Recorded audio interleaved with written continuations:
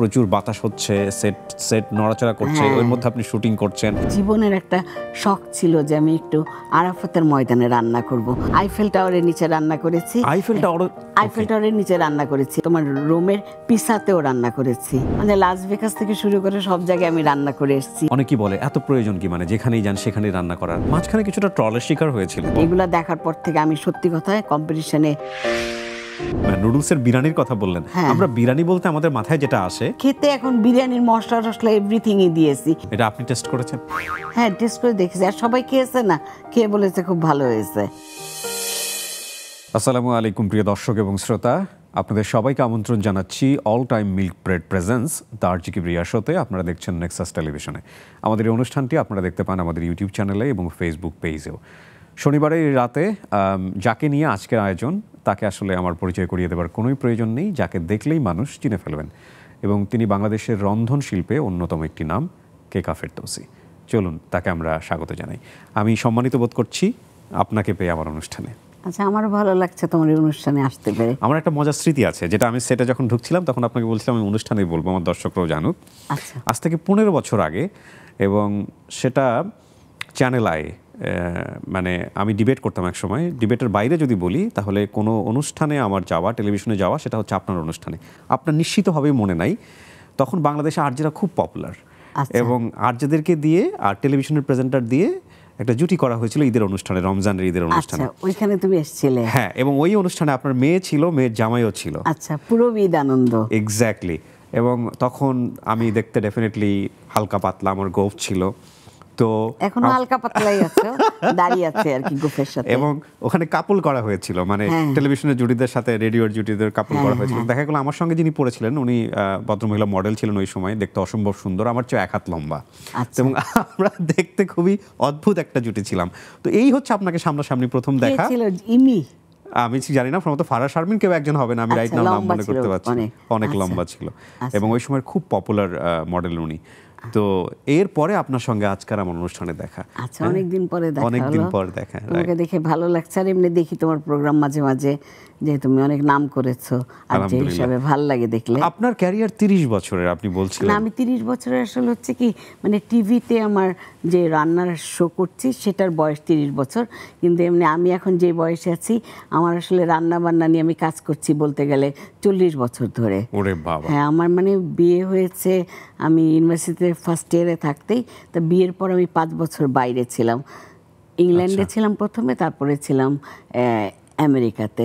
ওই 5 বছর যে আমি বাইরে ছিলাম, ওই 5 বছর আসলে মানে আমি এত মানুষকে রান্না শিখিয়েছি ইংল্যান্ডে এবং আমেরিকাতে, সেটা মানে আমি হিসাব করে বলতে পারবো না। আচ্ছা, মানে যেই আসতো তখন আমার বয়স অনেক কম ছিল, কিন্তু বাঙালিও আমেরিকাতে ইংল্যান্ডেও ভালোই ছিল, খারাপ ছিল না। তো যখন যেখানে যেতাম ওই কিছু রান্না করলে বলতো আপা তো ভালো হয়েছে, আমাকে একটু শেখান। তো ওই 5 বছরও মানে অলিখিতভাবে আমি অনেক রান্না শিখিয়েছি।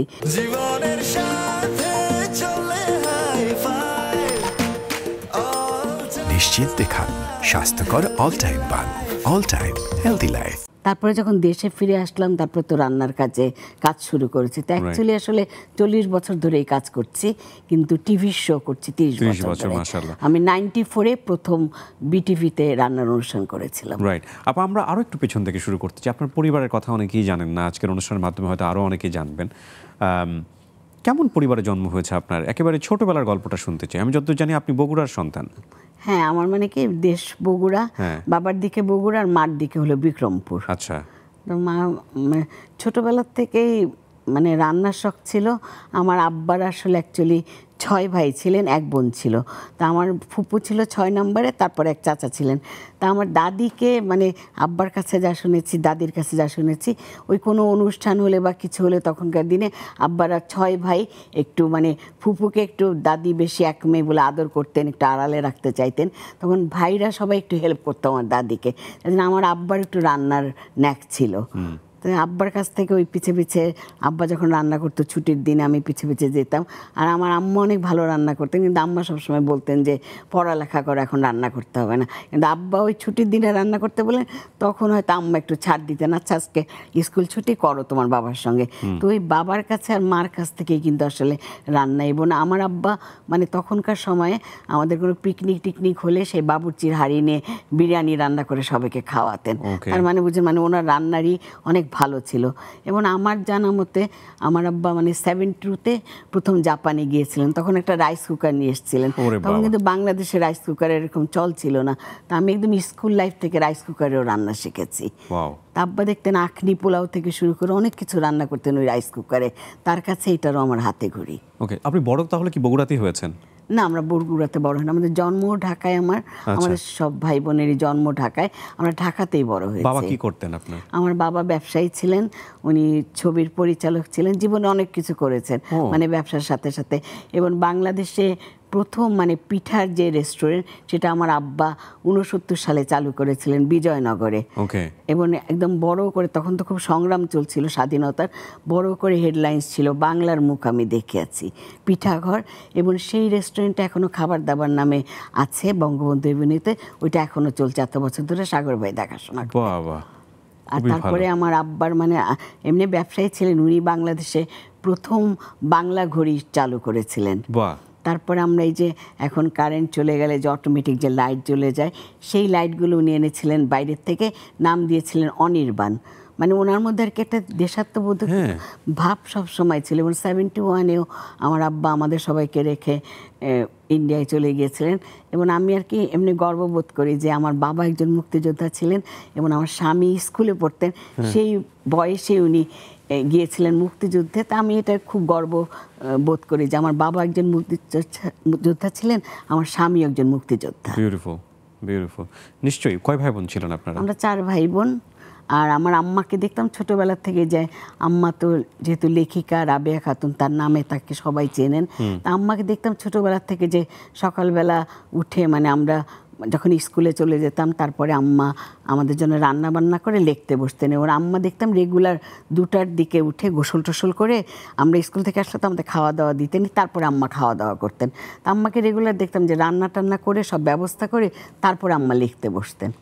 আমার আম্মা খুব মানে মানে লাইফ যে লিড করতেন, খুব মানে সাদামাটা লাইফ ছিল, কিন্তু খুব গোছানো ছিলেন সব দিকে। এবং আমার আম্মা আজকে 3.5 বছর হয় পৃথিবীতে নেই, চলে গেছেন। মানে আম্মা চলে যাওয়ার পর আমার প্রতিটা জিনিস দেখলাম যে খুব গোছানো ছিল, মানে একদম পরতে পরতে আলমারিতে যেখানে কাপড় থেকে শুরু করে আম্মার লেখালেখি যা বলেন সব কিছু অনেক গোছানো ছিল। আর আমার আব্বা অনেক বছর আগে মারা গেছেন। আমি শুনে খুব ভালো লাগছে যে খুবই চমৎকার একটা পরিবারে আপনার জন্ম হয়েছে, সংস্কৃত মনা, সম্ভ্রান্ত এবং একই সাথে ব্যবসায়িক দিক থেকেও প্রচণ্ড সাফল্য পাওয়া একটা পরিবার নিঃসন্দেহে। এবং আপনারা ভাই বোনরা সেটার ধারাবাহিকতা ধরে রেখেছেন প্রত্যেকে নিজ নিজ জায়গাতে। আমরা তো দুজনকে চিনি, ফরিদ রেজা সাগর চ্যানেল আইয়ের অন্যতম একজন ব্যক্তিত্ব, এবং আরেকজন আপনি। আর বাকি 3 জন? বাকি 2 জন হলো আমার ছোট ভাই আর্কিটেক্ট, ও আসলে অস্ট্রেলিয়ায় থাকে, এখন বাংলাদেশে আছে, ওইটা প্রজেক্টে কাজ করছে, মাঝে মাঝে টিভিতে আসে। এবারও ঈদে একটা প্রোগ্রাম করেছিল, ঈদ আনন্দ মেলা। তো মাঝে মাঝে ও কালচারাল সাইডে গান করতে পারে ভালো, বিভিন্ন অনুষ্ঠান করে, মানে কী বলবো অস্ট্রেলিয়াতেও করে, এখানেও আসলে করে। আর আমার ছোটো বোন আসলে হাউসওয়াইফ, রিয়েলি হাউসওয়াইফ যেরকম হয় সেরকম, একদম মানে ঘর ভারী গোছানো, বাগান করা, বাচ্চাদের দেখাশোনা, মানে আমরাও করি, কিন্তু ও একদম মনে প্রাণে ওগুলা নিয়েই আছে। সবচেয়ে ছোট আমার বোন, আমার সাগর ভাই বড়, তারপরে আমি, তারপরে আমার ছোট ভাই, ওর নাম প্রবাল, আর আমার বোনের নাম কাকলি। এই ভাই বোনদের সম্পর্কটা কেমন ছিল? আমাদের ভাই বোনের সম্পর্ক আসলে চিরদিনই ভালো। অনেক সময় বলতো যে তোমাদের তো কোনোদিন ঝগড়া করতে দেখি না। আমাদের 4 ভাই বোনের বাইন্ডিংসটা খুবই ভালো। এবং আমাদের 2 বোনের হাজব্যান্ড, আমার 2 ভাইয়ের বউ, মানে ওদের নিয়ে আমাদের যে 8 জন, এবং আমাদের 4 ভাই বোনের 8টা বাচ্চা, মানে কাজিনদের যে মিল সেটাও অনেক বেশি। মানে বাচ্চাদের সবাই আমরা খুব আদর করি, 8 বাচ্চাদের। আর এখন তো আমাদের যেই বয়স, আমাদের সবার ঘরে এখন নাতি নাতনি আছে, তা এখন আর আমরা অন্যরকম একটা লাইফ লিড করছি, আমাদের সব ভাই বোনেরই নাতি নাতনি আছে। এটাও জীবনের একটা বড় পাওয়া, যে সবার ঘরে এখন নাতি নাতনি আছে। এখন যেই বয়সে এসছি, এদের নিয়ে মানে সবাই আমরা এখন খুব আনন্দে আছি। সাগর ভাই বলেন, আমার ছোট ভাই বলেন, বোন বলেন, আমি নিচে। জি নিশ্চয়ই। একটু পড়াশোনার ব্যাপারে একটু জানতে চাইবো আপা। পড়াশোনার পাশাপাশি নিশ্চয়ই ওই সময়ের যে কালচারটা ছিল, আমরা যতদূর জানি যে মেয়েদেরকে একটু মোটামুটি অল্প বয়সে বিয়ে দিয়ে দেওয়া হতো, আপনার ক্ষেত্রে কি হয়েছে? আমার মানে খুব ইচ্ছা ছিল ছোটোবেলার থেকে যে আমি জিওগ্রাফার হব, সিটি প্ল্যানার হব।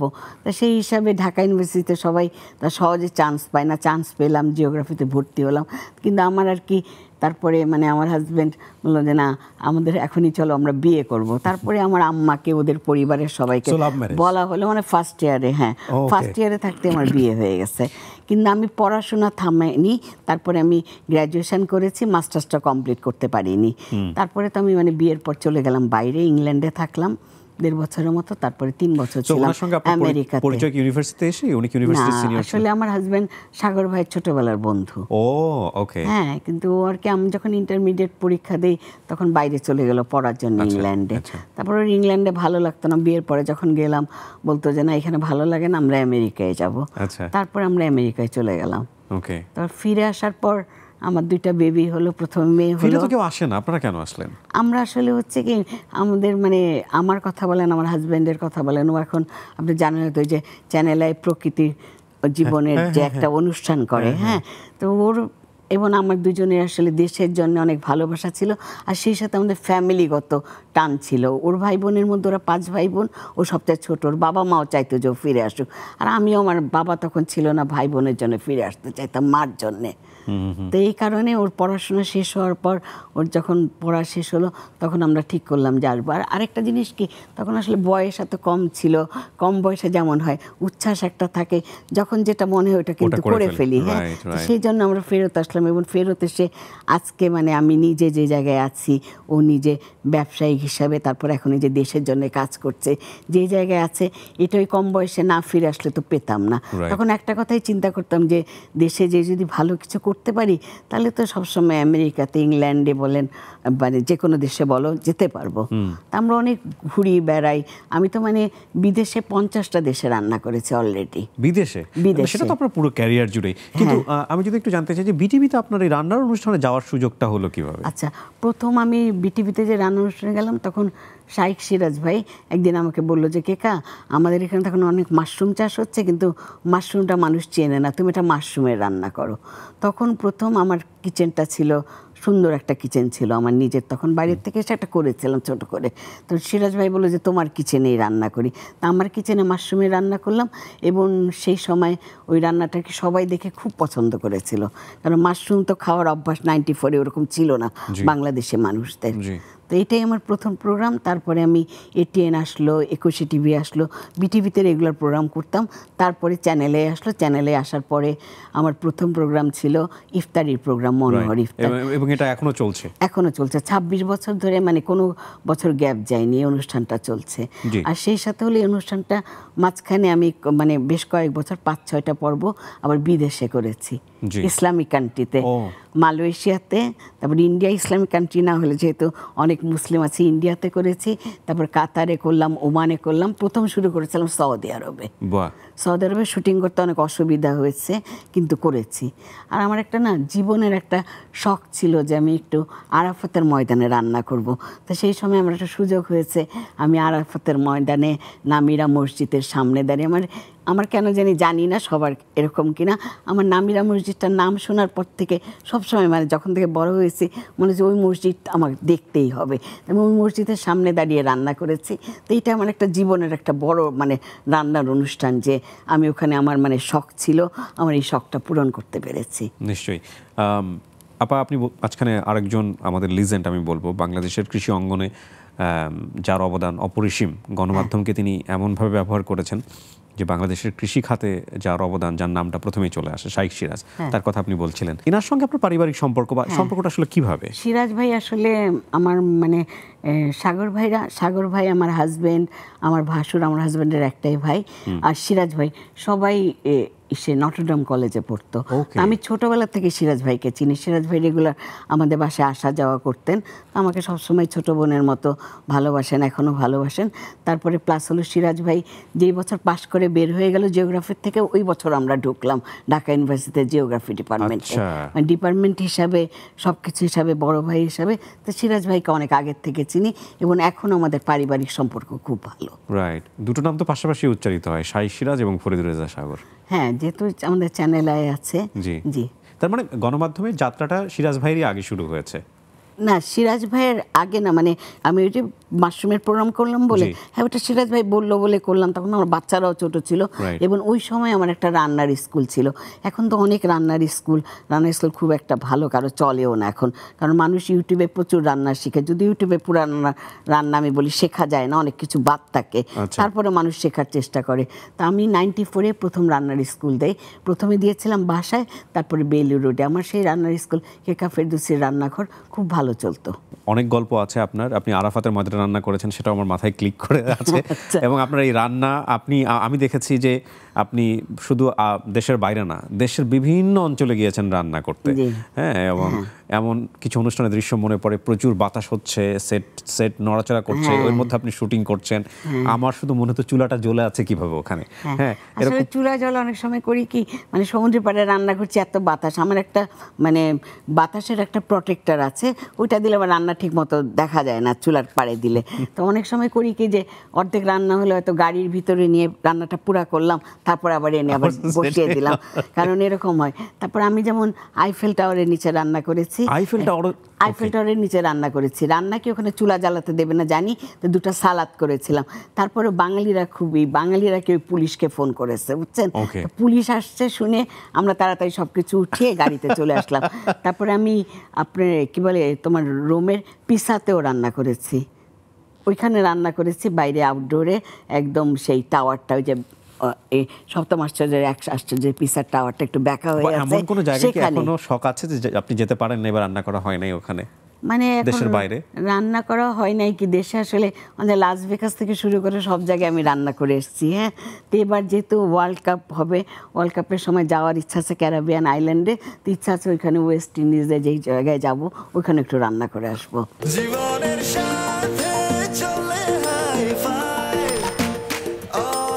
নিশ্চিন্তে খান স্বাস্থ্যকর অল টাইম পান, অল টাইম হেলদি লাইফ। অনেকেই বলে এত প্রয়োজন কি, মানে যেখানেই যান সেখানেই রান্না করার? আসলে হচ্ছে কি, রান্না করাটা মানে আমার একটা কাজ, তাই না? এটা বলতে গেলে আমার শখ, এবং মানে কি বলবো, মানুষ যেটা মানে যেই কাজটা করতে পছন্দ করে ভাল লাগে। আর আরেকটা জিনিস হয় কি, যে দেশে যেমন প্রচুর সাপোর্ট পাই, এখানে আমার নিজস্ব অফিস আছে, আমার প্রোডাকশান হাউস নিজের আকাশ ভিশন নামে, তো সেখানে আমার ছেলে পেলে অনেকে কাজ করে। দেশে যখন বিভিন্ন জায়গায় ঘুরি তখন তো ওদের নিয়ে ঘুরি, অনেক সাপোর্ট পাই। এখন বাইরে তো এরকম সাপোর্ট পাই না।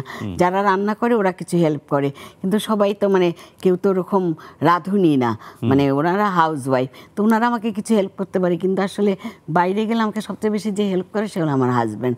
মানে ও নিজে, এত মানুষ নিয়ে যাওয়া তো সম্ভব না, ক্যামেরাটাও সে চালায়, আমাকে হেল্পও সেই করে। তো আমার বিদেশে মানে কখনো ডিস্টার্ব হয় না, না মানে কখনো বিরক্ত হয় না, শখে আর কি ক্যামেরা চালায়, আগের থেকে ছবি উঠাতে পছন্দ করতো। তো বাইরে গেলে মানে আমার এই রান্নার ব্যাপারে, যে বাইরে রান্না করার ব্যাপারটা, এটা সবসময় বাবু আমাকে অনেক হেল্প করে। তো ওর হেল্পিং হ্যান্ডের জন্য আমি আসলে বিদেশে এত রান্না করতে মানে এখন পর্যন্ত পাচ্ছি। আমি এর আগের বছর ওই রান্নাগুলো এখনো আসেনি, আমি ইজিপ্টে গিয়েছিলাম, তখন আমি পিরামিডের সামনে রান্না করে, পিরামিডের সামনে, ওই প্রোগ্রামগুলো এখনো আসেনি, আসবে, দেবো এই বছর একটা বিশেষ সময়। তো পিরামিডের সামনে রান্না করেছি, যার জন্য আমরা হচ্ছে রেসিপিটা চিন্তা করেন কি করে? আমি কালকে পিরামিডের সামনে যখন রান্না করেছি তখন আমি মিশরীয় রান্নাই করেছি। আচ্ছা, ওখানে 4টে এপিসোড করেছি, সব মিশরীয় রান্না। ওকে, মানে একদম ব্যাকগ্রাউন্ডে পিরামিড, তার সামনে দাঁড়িয়ে আমরা রান্না করেছি। ওকে, যেখানে যখন যাই এখন তো মানে ফোনটার ভিতরে এই সব কিছু থাকে, তাই না? রেসিপি, আগে বইপত্র পড়তাম, আমার বইও আছে, অনেক বই আছে রান্নার, আমার মানে যেগুলো আমি পড়ালেখা করি, যখনই সময় পাই দেখি যে কোন দেশে কি রান্না, তো ওই রেসিপি দেখে ঠিক করে যাই যে এই রান্নাগুলো করব। তখন ওখানে যে মানে ওদেরই বলি হয়তো বাজার টাজার করতে, করে তারপরে সব কিছু গুছিয়ে রান্না করি। এবং এখানে সবসময় আমার হাজব্যান্ড হেল্প করে। আর এমনি যে বড় বড় প্রোগ্রাম যেগুলো প্যাকেজের, যে 30টা পর্ব ইফতারি যেগুলো করেছি, তখন পুরো দল নিয়ে গেছি। জি, মানে অতগুলা প্রোগ্রাম করা তো সম্ভব না। বিটিভিতে আপনি যখন মাশরুম নিয়ে ওই যে রান্নাটা করলেন, তখন তো বোধহয় আপনি চিন্তা করেননি যে এই রান্নাটাই আপনার জন্য একটা বড় সিগনেচার হয়ে যাবে? তখন আমার রান্নার স্কুলও হয়ে গেছে, মানে আমার একটা এমই ছিল যে আমি রান্না নিয়েই থাকবো। এবং আরেকটা কথা হলো 1987-এ প্রথম আমার একটা রান্নার ক্যাসেট বেরিয়েছিল, কারো রান্নার ক্যাসেট আছে বাংলাদেশের আমার মনে হয় না। Audio? ওই ক্যাসেট অডিও, Okay. একদিকে ছিল বাদশাহী রান্না আর একদিকে ছিল চাইনিজ। ওই ক্যাসেটটা খুব ভালো চলেছিল। ক্যাসেটটা আমার কাছে আছে, আজকে বললে না হয় নিয়ে আসতাম, দেখাতে পারতাম। তো আমি 87-এ প্রথম আমার রান্নার ক্যাসেট বের হয়। তারপরে এমনি ডিভিডি বেরিয়েছে। তারপর আমি রান্নার বই লিখেছি 12টা, আমার 12টা রান্নার বই আছে। বাহ। জানেন হচ্ছে কি, মানে রান্নার জগতে আমি কাজ করতে চেয়েছি। তা ছেলে আর মেয়ে, যখন এক মেয়ে এক ছেলে, ওরা যখন একটু ছোটো ছিল একটু কম করতাম, তারপরে ওরা একটু বড় হলো, 94 থেকে পুরো দমে এই রান্নার কাজই করছি। রাইট।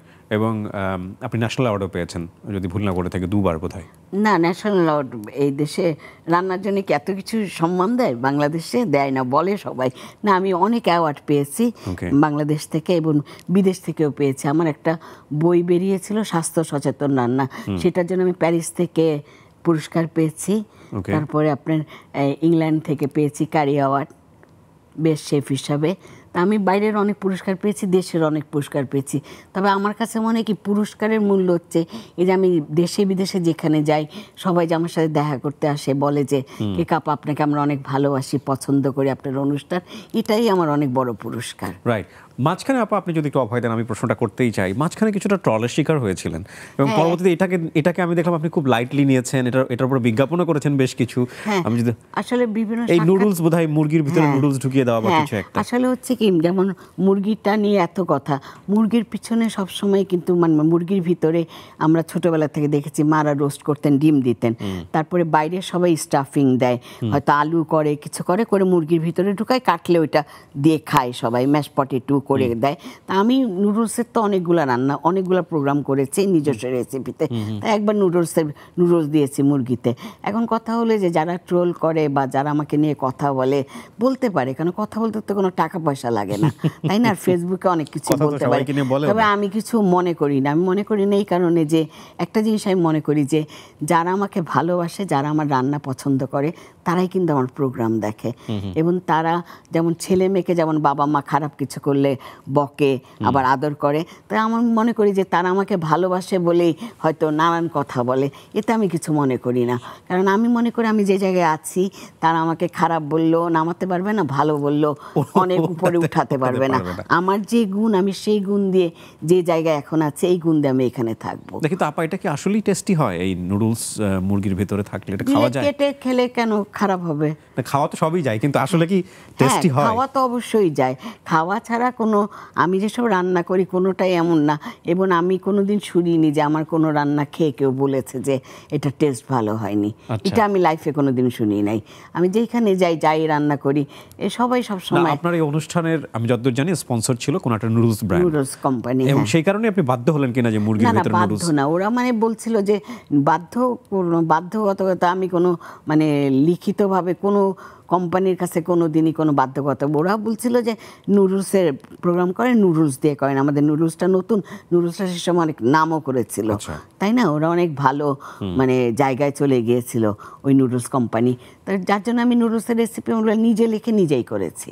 ওকে। তো রান্নাটা আপনি শিখলেন কার কাছ থেকে? এই যে রান্নার গল্প আমরা শুনছি। আচ্ছা, রান্না তো এমনি তো বললাম যে বাবা মার কাছে শেখা। তবে আমার রান্নার শখ ছিল বলে আমি ক্লাস 9-এ প্রথম বাংলাদেশের রান্নার স্কুলে গিয়ে রান্না শিখেছি। আচ্ছা। ওই বয়সে সাধারণত কেউ শিখতে যায় না, আমার মাও আমাকে দিতে চাননি। তারপর বলতে হবে সাগর ভাইয়ের জন্য আমার হয়েছিল যাওয়াটা। সাগর ভাই বলছিল থাক না, পড়ার সাথে যদি একটু রান্না শিখে। তা আমি ওই বয়সেই মানে 9-এ থাকতে যে রান্নার স্কুলে গিয়েছিলাম, তখনই আমি কাচ্চি বিরিয়ানি থেকে শুরু করে মিষ্টি, কেক, সব ধরনের রান্না শিখেছি। আপনার নিজেরই একটা ফ্যাসিনেশন ছিল রান্না? হ্যাঁ, ফ্যাসিনেশন ছিল। তখন রান্না করে ভাই বোনদের, বন্ধু বান্ধবদের খাওয়াতাম। যেমন সাগর ভাইয়ের বন্ধু আফজাল ভাই আছে, তারপর মিলন ভাই আছে, এরা সবাই আমাদের বাসায় রেগুলার ছুটির দিনে আসতো। সবাই মিলে হইচই খেতো, আমার বন্ধু বান্ধবরা আসতো, সবাই মিলে রান্না করে হইচই করে খেতাম আমরা সবাই। এবং রান্নার নিশ্চয়ই প্রশংসাও শুনেছেন। আর আমরা হলেও গিয়ে আমাদের মানে 12 বছর হবে নেক্সট ইয়ারে, আমরা একটা অ্যাসোসিয়েশন করেছি, কুকিং অ্যাসোসিয়েশন। সেই অ্যাসোসিয়েশনের মধ্য দিয়ে আমরা, আমাদের 60 জন মেম্বার আছে, আমরা পুরো বাংলাদেশ ঘুরে গরিব মেয়েদের রান্না শিখিয়ে একটা কম্পিটিশন করে তাদের কিছু টাকা দিয়ে আসি, যারা ফার্স্ট সেকেন্ড থার্ড হয়, যেন সিঙ্গারা, আলুর চপ, তারপরে পুরি, এগুলো বানিয়ে ওরা স্কুল কলেজে বিক্রি করে যেন স্বাবলম্বী হতে পারে। Okay. এই প্রজেক্ট অলরেডি আমাদের 16টা প্রজেক্ট হয়ে গেছে পুরো বাংলাদেশে। আমরা মানে গত 2 মাস আগেও 2টা করেছি, আবার করবো। এই গরমের জন্য এই মাসে আমরা তেমন কিছু করিনি, নেক্সট মান্থে আবার করার ইচ্ছা আছে। Right. এটা আমরা বাংলাদেশ ঘুরে ঘুরে করি। জীবনের সাথে চলে হাই-ফাই নিশ্চিন্তে খান স্বাস্থ্যকর অল টাইম পান।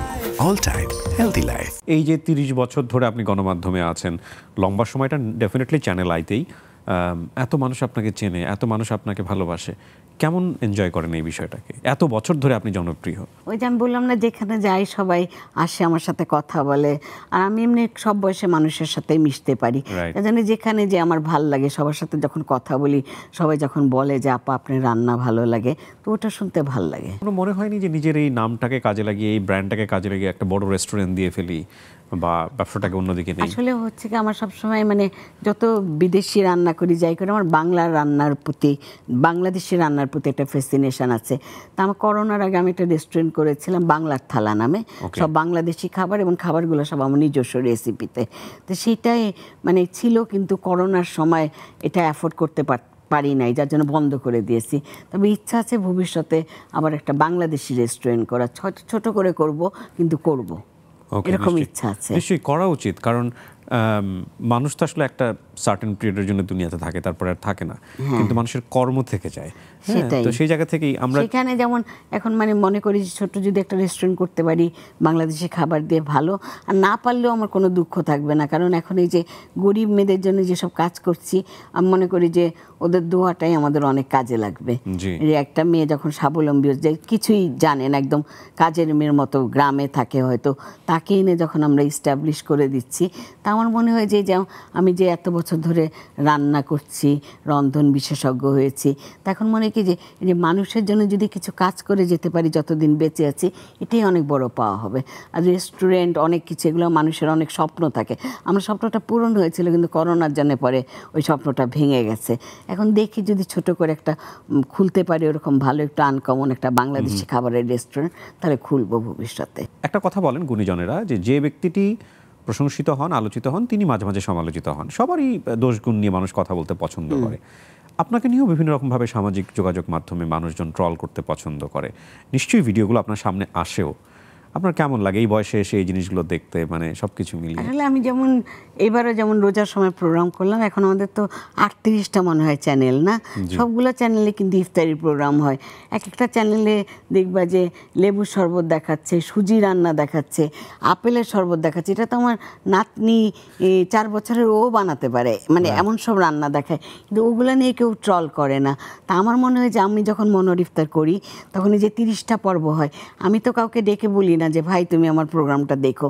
মানুষ দেখে বলেই কিন্তু এত ট্রল করে। right. এবং মানুষের হয় কি যে ফেসবুকে কিছু লোক আছে খুবই ভালো ভালো কথা লেখেন, এবং যারা খারাপ কথা লেখেন তাদের আমি কখনো কোনো উত্তর দেই না ফেসবুকে বা কোথাও, কিন্তু দেখি যে মানুষই কিন্তু উত্তর দিয়ে দেয় যে আপনারা যদি কেক আপার রান্না না পছন্দ করেন, আপনাদের তো কেউ দেখতে বলেন, আপনারা দেখেন কেন?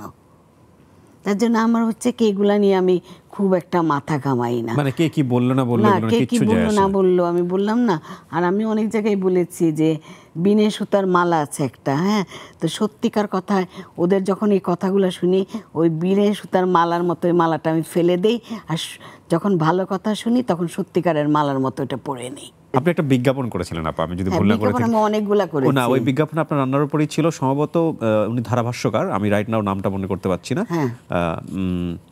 শরাফত, কি যেন নাম? হ্যাঁ, ওই যে না, ওইটা আসলে বিজ্ঞাপন না তো, ওইটা একটা হলো বিয়ের গান, বিয়ের গান বা কিছু বিয়ান একটা। সাহেব, হ্যাঁ হ্যাঁ, বিয়ান সাহেব, হ্যাঁ, ওই গানটা তো খুব হিট। তো ওটা তো আপনি রান্না করে দিচ্ছেন, উনি খেতে চাচ্ছেন না, বা এরকম কিছু একটা। ওইটা ওদেরই ছিল যে মানে আপা এইভাবে করেন। ওই গানটা তো এখনো পর্যন্ত সব ইন্ডিয়াতেও সব বিয়ে বাড়িতে ওই গানটা হয়। বাহ বাহ। ওটা হ্যাঁ, ওইটা ওদের সাথে আমি করেছিলাম তখন ওই নুডলসের সময়, নুডলসের তেহারি। নুডলসকে তো আপনি বাংলাদেশে ভিন্ন মাত্রায় না, ঠিক নুডলস তো আমরা সারা জীবন এই সম্ভব। গাজর দিয়ে আর আলু দিয়ে রান্না, মানে ডিম দিয়ে রান্না আমাদের মার কাছে শিখেছি।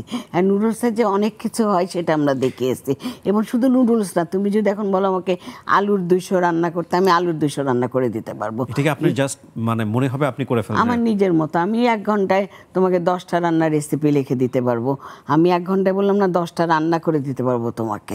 আমি অনেক তাড়াতাড়ি রান্না করি। না সেটা ঠিক আছে আপা, কিন্তু এখানে তো আমাদেরও রিসিভ করার একটা ব্যাপার আছে, তাই না? হ্যাঁ। আপনি যে বললেন যে 1 ঘন্টায় আপনি 200টা বের করে ফেলবেন, মানে একটা না, একটা 1 মিক্স ঘন্টায় 200টা রান্না মানে লিখতে পারবো না, বাট আমাকে বললে আমি আলুর জন্য হয়তো 10 দিন লাগবে, আমি আলু দিয়ে 200টা রান্না বের করে দেবো। কিন্তু আপনি এই যে নুডলসের বিরিয়ানির কথা বললেন, হ্যাঁ। আমরা বিরিয়ানি বলতে আমাদের মাথায় যেটা আসে চাল, হ্যাঁ। মাংস, গরু অথবা খাসি। আমি মাংস দিয়ে করেছি, বাস চালের বদলে নুডলসটা ব্যবহার করেছি। এটা কেমন লাগবে? নুডলস তো এমনিতেই নরম একটা ব্যাপার, মানে হ্যাঁ, এবার খেতে এখন বিরিয়ানির মশলা টশলা এভরিথিংই দিয়েছি, দিয়ে মাংস দিয়ে নুডলস আমরা এমনি মাংস দিয়ে রান্না করি, তেহারির মতো রান্না করেছিলাম, ওটাকে বলেছিলাম নুডলসের তেহারি। ওকে, এটা আপনি টেস্ট করেছেন?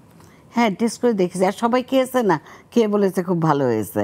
ওকে, খারাপ হলে তো বলতেই পারে যে খারাপ হয়েছে। রান্না আপনাকে একটা ভিন্ন মাত্রায় নিয়ে গেছে এবং ভিন্ন ভিন্ন রান্না আপনি ট্রাই করেছেন। আমি সাধারণত কোন একটা রান্না করার সময় আপনি কোন কোন বিষয়গুলো গুরুত্ব দেন, যে না এই বিষয়গুলো গুরুত্ব দিতে হবে? আসলে আমি সবসময় বলিও সব প্রোগ্রামে এবং সবাইকে যেটা বলি সেটাই হলো সত্যি কথা। আমি সবসময় চেষ্টা করি কম খরচে, কম জিনিস নিয়ে পুষ্টিকর এবং সুন্দর খাবার তৈরি করার। মানে আমি যে অনেক কিছু দিয়ে সাজাবো এমনও না, আমি হয়তো ডিশটা তেমনভাবে দিলাম তাতে দেখে সবার মনে হবে যে না এই সাধারণ খাবারটা অসাধারণ হয়েছে। তা আমি কখনো অনেক বেশি দামি জিনিস নিয়ে অনেক কিছু নিয়ে রান্না করতে চাই না, আমি কম জিনিসের সুস্বাদু পুষ্টিগুণে ভরা ভালো খাবার রান্না করি। ওকে, মনোহারি ইফতারের কথা আপনি বলছিলেন, 26 বছর ধরে এই অনুষ্ঠানটা চলছে চ্যানেল আই। চ্যানেল আই আপনার যাত্রাটা শুরু হলো কিভাবে?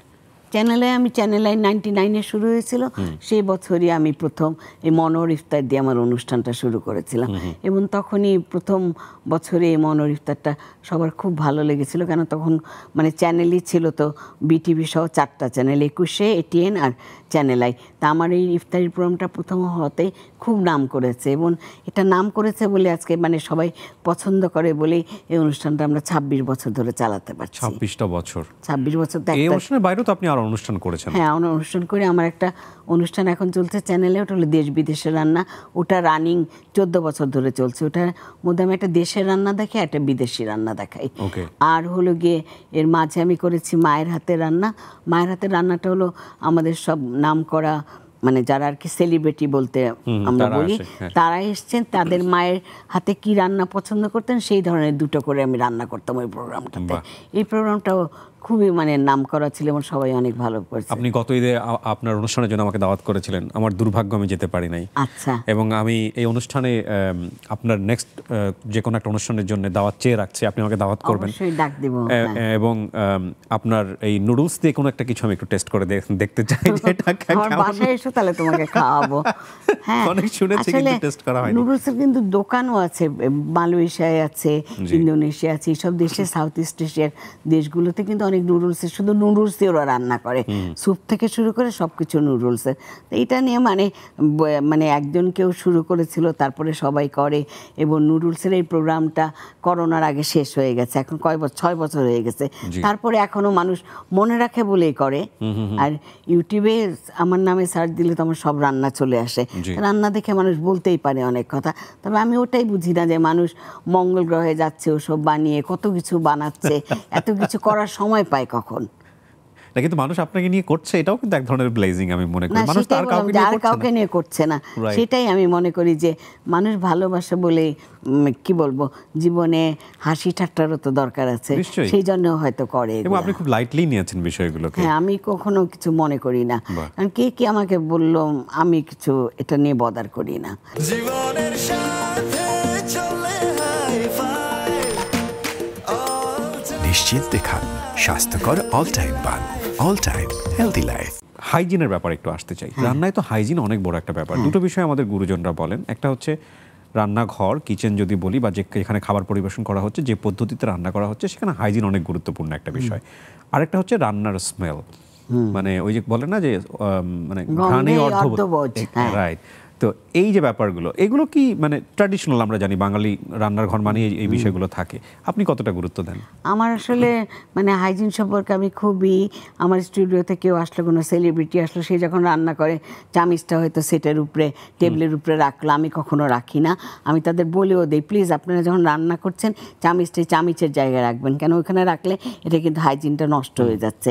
এবং আরেকটা জিনিস হলো যে অন্য কেউ যখন আমার সেটে রান্না করে, খুব ছড়িয়ে ছিটিয়ে একদম সেটটাকে, সত্যি কথা, একটু পেঁয়াজ দিলে একটু পেঁয়াজ ছিটে পড়লো, এখানে মশলা পড়লো, এইভাবে রান্না করে আমার তখন খুব কষ্ট লাগে।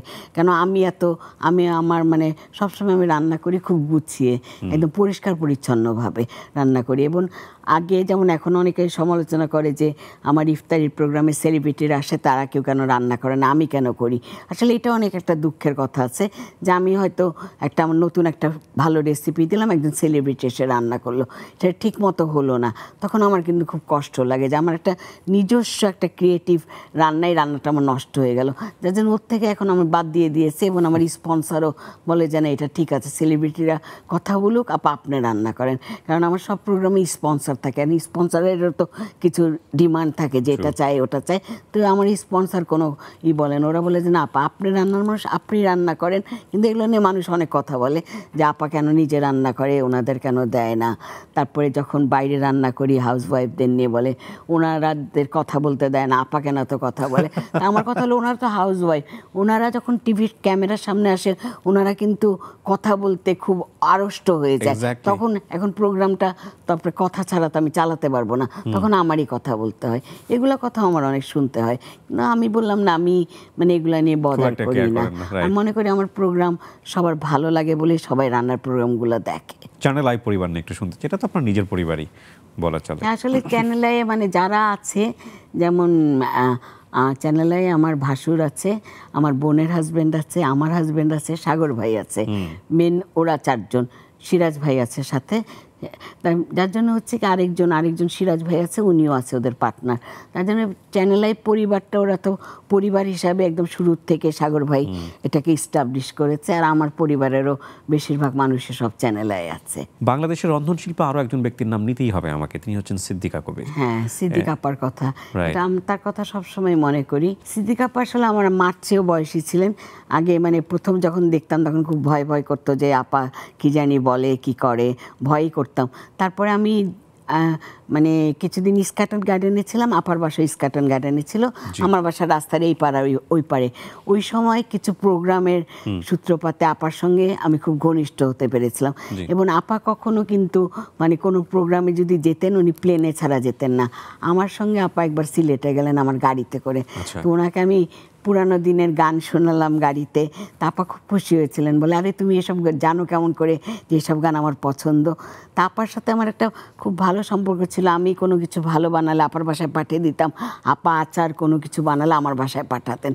আর আরেকটা জিনিস হলো যে আপাকে সবসময় আমি শ্রদ্ধা করি, কারণ উনি চিন্তা করে দেখো, ম্যাথমেটিক্সে একজন মহিলা যে মাস্টার্স করেছেন সেই 60s, উনি তারপরে পিএইচডি করেছেন নিউট্রিশনের উপরে আমেরিকাতে, যে তারপরে হোম ইকোনমিক্স কলেজের প্রধান হলেন উনি পাকিস্তানি আমলে।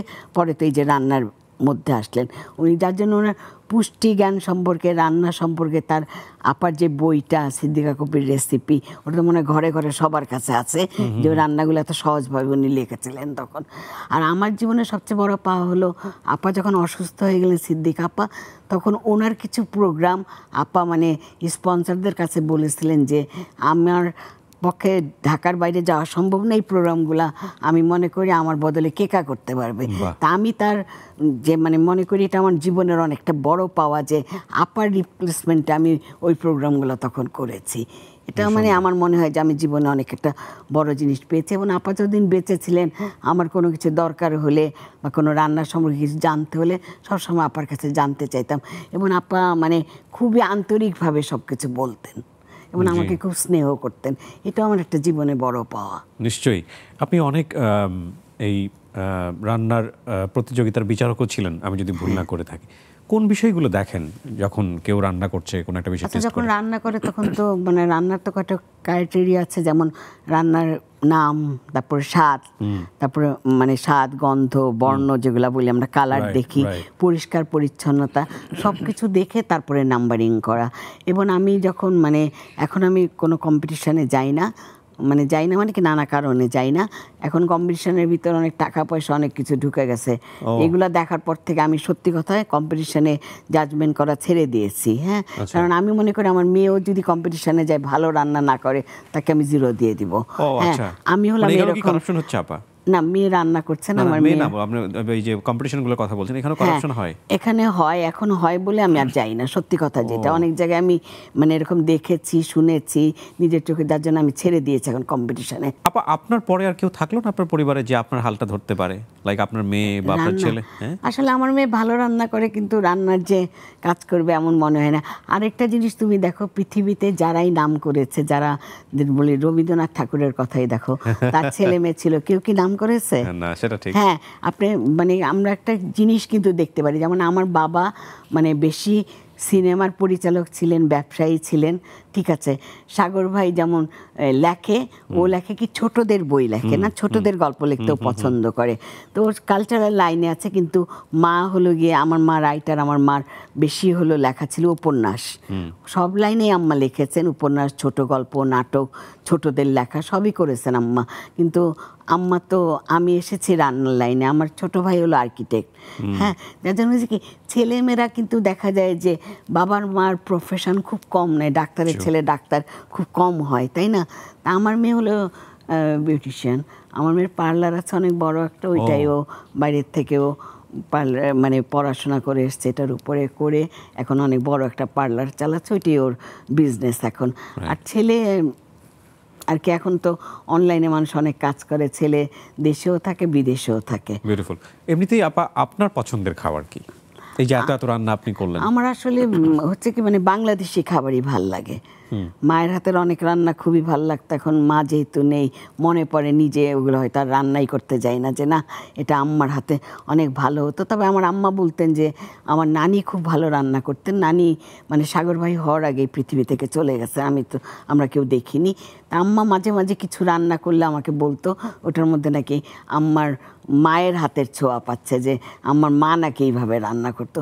তো ওইটা শুনলে খুব ভালো লাগতো, যে নানিকে তো কোনোদিন দেখিনি, আমার দাদিকে দেখেছি, দাদি খুব ভালো রান্না করতেন, দাদির কাছে আমি অনেক কিছু শিখেছি। আর আমার হলো, আমি মনে করি বগুড়ায় অনেক রকম রান্না আছে, তারপরে আমার মার দেশ হলো বিক্রমপুর, বিক্রমপুরের রান্না বিখ্যাত, আর আমার শ্বশুর বাড়ি হলো চাঁদপুর। বগুড়ার একটা খুব বিখ্যাত রান্না আছে, আলুর ঘাটি বলে। আলুর ঘাটি, এটা নিশ্চয়ই পারেন আপনি। মাংস দিয়ে করি বা মাছ দিয়ে করি। আর তারপরে চাঁদপুর পিঠার জন্য বিখ্যাত, ইলিশ মাছের জন্য বিখ্যাত, চাঁদপুরেরও অনেক রান্না আছে। আমি 3টা জায়গায় যে মানে আমার জীবনের সঙ্গে জড়িত, 3টা জায়গায় রান্নার জন্য কিন্তু বিখ্যাত। রান্নার বাইরে আপনার কোনো কিছু শখ আছে? হ্যাঁ, শখ আছে, গান শুনি, দেশ বিদেশে ঘুরে বেড়াই। আচ্ছা। হ্যাঁ, এই যে সবার জন্যে মানে আমি মানে প্রায় চেষ্টা করি যে প্রতি মাসে একবার করে, মানে মনে করো যে শখানেক লোকের জন্য কিছু রান্না করি নিজে, হয়তো তেহারি করলাম বা মানে মোরগ পোলাও করলাম, এই ধরনের কিছু রান্না করে আমি বক্সে করে, গাড়িতে করে, এই আমার মানে এই ঢাকা শহরে ঘুরে বিভিন্ন মানুষকে খাবারগুলো দিয়ে আসি। যেমন মনে করো রিক্সাওয়ালা, তারপর আমি গত মাসে একবার খাবার দিলাম 100 মানুষকে। তখন আমার মেন টার্গেট ছিল এই ফুড পান্ডার যে ছেলেরা খাবার দেয় না, ওদের খাওয়ানো। ছেলেগুলো হাতে নিয়ে বলছে, ম্যাডাম আমাদের খাবার দিচ্ছেন। আমি বলছি, তোমরা তো এভরিডে অনেক মানুষকে খাওয়া দাও, কিন্তু কেউ কি তোমাদের কোনোদিন খাওয়ায়? বলে কি না। আমি বললাম, আজকে আমি রান্না করেছি তোমাদের এম করে, যে রাস্তায় ঘুরে ঘুরে তোমাদের খাওয়াবো। তো এই কাজটা আমি মাঝে মাঝে করি, ভালো লাগে যে ওদের যখন খাওয়াতে পারি। আমি মনে করি যে মানুষকে বাসায় অনেক দাওয়াত দেওয়ার চেয়ে মাঝে মাঝে যদি মানে যতদিন পারবো এইভাবেও কিছু মানুষকে খাওয়াবো। জি, আমি প্রায় এটা চেষ্টা করি করার জন্য। আমরা গুরুজনের কাছ থেকে শুনেছি, আমরা বিভিন্ন জায়গায় পড়েছিও, মানুষ যে কাজটা ভালোবেসে করে সেই কাজটা তাকে অনন্য উচ্চতায় নিয়ে যায়। আপনি হচ্ছেন তার জ্বলন্ত উদাহরণ। না, এটা তো এখন মানে তোমরা বলতে পারবে, আমরা বলি এবং আমরা সেটা বিশ্বাসও করি। কারণটা হচ্ছে, আপনি রন্ধন শিল্পে যে কাজ করেছেন সেটার জন্যে সাধনার প্রয়োজন, ভালোবাসার প্রয়োজন। এক জীবনে সেটা অনেকের ক্ষেত্রেই সম্ভব নয়। আমরা দোয়া করি আপনার জন্য, আপনি সুস্বাস্থ্যে থাকেন, আপনি অনেক ভালো থাকেন এবং আমাদেরকে আরও মজার মজার রান্না উপহার দেন। অনেক ধন্যবাদ আমাদেরকে সময় দেওয়ার জন্য। আচ্ছা, আমারও তোমার অনুষ্ঠানে এসে ভালো লাগলো। যারা আমাদের এই অনুষ্ঠান দেখছেন তাদের সবাইকেও বলছি যে আপনারা সবাই ভালো থাকবেন, আর আমার জন্য দোয়া করবেন যে যতদিন বেঁচে থাকবো যেন আপনাদের জন্য বিভিন্ন মজাদার রান্না আপনাদের সামনে নিয়ে হাজির হতে পারি। নিশ্চয়ই। দর্শক, এই ছিল আমাদের all time milk bread presents Darji Kibria শোর আজকের আয়োজন। আগামী শনিবার ঠিক রাত 9টায় আপনাদের সঙ্গে আবারও দেখা হবে, সেই আমন্ত্রণ জানিয়ে আজকের মতো এখানেই শেষ করছি। আসসালামু আলাইকুম।